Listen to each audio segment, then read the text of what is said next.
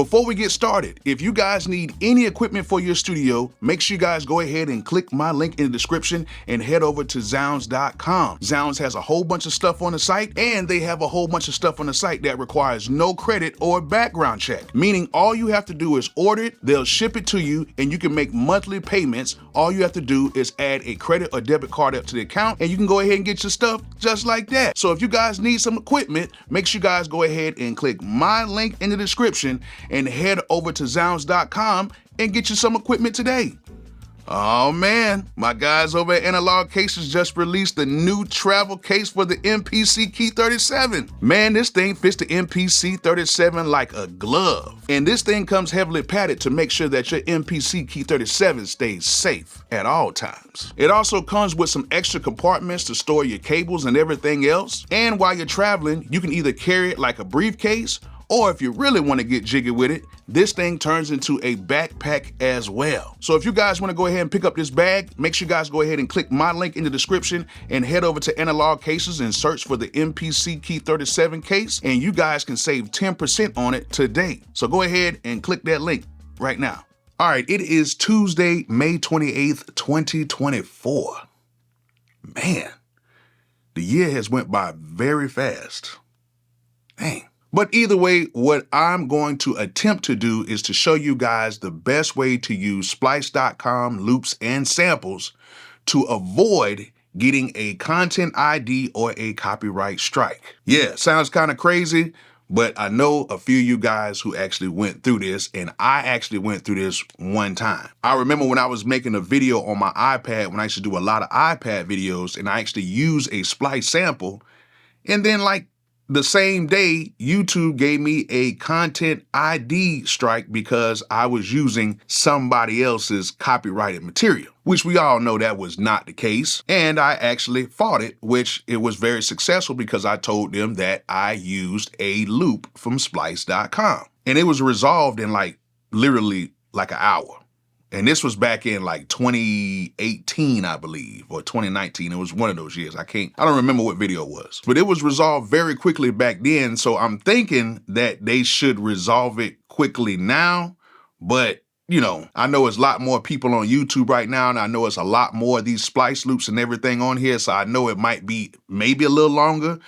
But, you know, for me, they actually did it very fast. But the whole goal today is to show you guys ways to avoid getting copyright strikes and content ID strikes when you are using the Splice loops. I'm not really concerned about using the one-shot samples and stuff like that, but the loops, like the melody loops and the vocal loops as well. Now, most of this stuff is focusing on YouTube, but this stuff happens a lot even using like iTunes and other DSPs and stuff like that. Now, we all know there's a gang of songs that's on iTunes, that's on Spotify, that's on all these other DSPs that have not had any copyright issues by using Splice samples.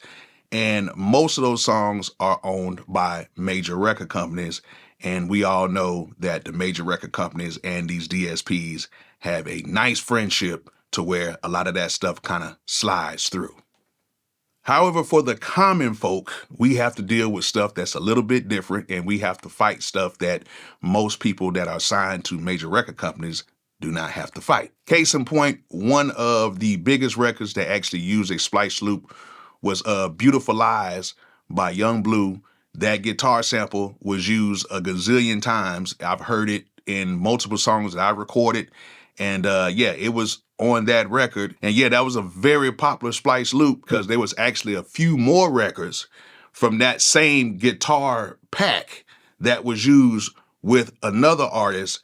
And that artist used maybe like 5 or 6 samples on their album. And it's like clear. Like they didn't even try to add drums or nothing to it. They just used the guitar loop and sung over it.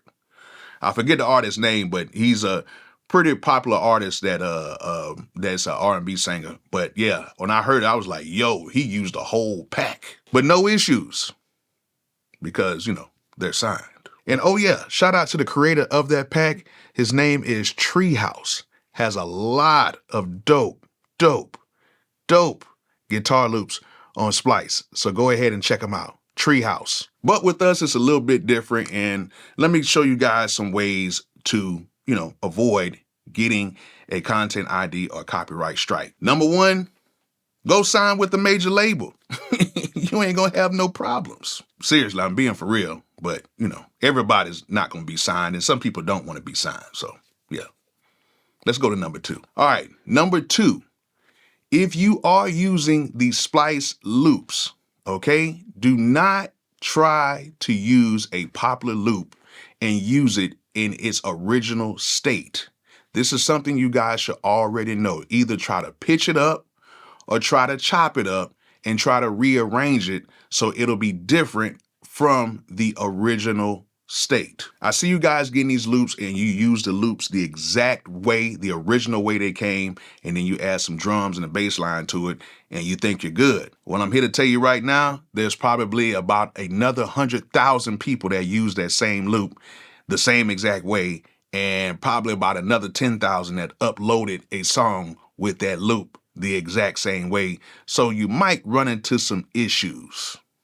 But if you do kind of pitch it and change it up, add some effects to it, that way you can kind of avoid the possibility of getting a content ID or a copyright strike. Number three, don't use any loops from Splice. Just use the one-shot samples. Just use the drums. Just use the bass, or use the drum loops.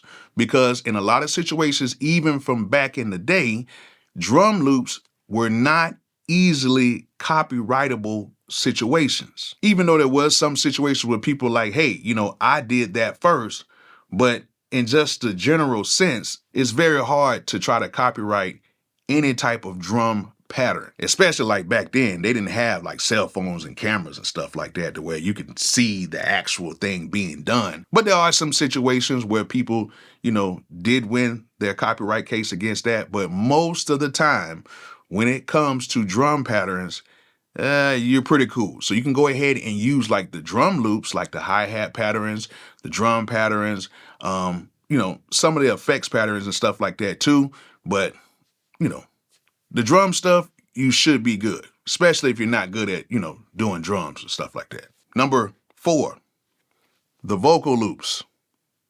I know a lot of you guys want to use these vocal loops, but one of the best things you guys can do is make sure you pitch up or pitch down those vocal loops, chop those things up, add some filters to the vocal loops, add some effects, add your personal touch to these samples and loops so they do not sound the same exact way. And that's for pretty much everything on Splice. In the beginning, it was a lot easier because it wasn't that many people on Splice years ago. But now there's so many people using it and so many people using the popular packs that it's kind of hard to not hear something that you created on a popular pack and somebody else is already created on it as well. You need to kind of do your thing. Even though the loops sound good, you still have to do some work with it, especially with these vocal chops. Number five, one of the best things to do is to use some of the packs that are not as popular. Now, I know you go on the page, I know they have all the stuff up there at the top and they have all the new packs and the feature packs and everything, but try to dig real deep into Splice. Go into some of these packs that a lot of people are not using, and you might find maybe a gem or two in there and just use that loop or use those sounds that are inside of that pack. Because if you go on to that main page and use the pack that just came out, that is featured, that everybody knows about, then you're probably going to have some issues later on down the road. Now, it is very rare to have issues because most people don't have issues with Splice, but you never know what can happen. You never know what day it'll be to where, content ID and copyright may try to creep up on you. Yeah, dig deep into some of these packs that a lot of people are not using, and you might find something in that. But still do everything else I told you before. All right, so what are we on? Number 6, I believe. One thing that you definitely have to do is read the terms of what you can do and what you cannot do on Splice, okay? And the terms do have it laid out that you have a license to use these samples as long as you are a member of Splice. Now, I know a lot of you guys have Splice samples, but you're not an actual member of Splice. So you need to become a member of Splice to keep yourself protected just in case anything like this happens. If you are a content creator and you want to use some Splice samples and you just want to just have some stuff on your YouTube, and say for instance you might use a Splice sample and they might come back and say, hey, you use somebody's stuff because they claimed it on Content ID. You can simply say, I am a member of Splice.com. I use the sample from this Splice library and this stuff is royalty free. Just as simple as that, and usually within like that same day or a couple days, they will take that Content ID or that copyright strike down. So yeah, become a member. Now, I'm not telling you guys to sign up right now, but I will say that I do have a link in the description to where you can go ahead and become a member of Splice.com. You can just click my link in the description and you can save a little bit of money as well. And you can go ahead and try it out for free before actually becoming a member of Splice. So yeah, that's pretty much it. That's some ways you can avoid getting a Content ID or a copyright strike. I'll probably go a little bit deeper in this subject, but right now I just want to give you guys some real basic things to do to try to avoid that situation from ever happening. So I hope you guys enjoyed this video. If you guys have any questions, leave them in the comment section, and hope you guys learned something from it. And like I always say, peace out.